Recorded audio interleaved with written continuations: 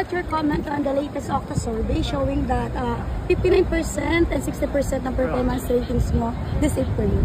Well, it just validates that what we are doing, that people are now beginning to understand what we have been trying to do for the last 2.5, almost 3 years. So it continues to inspire me because it shows that we're making progress. That's always good to know.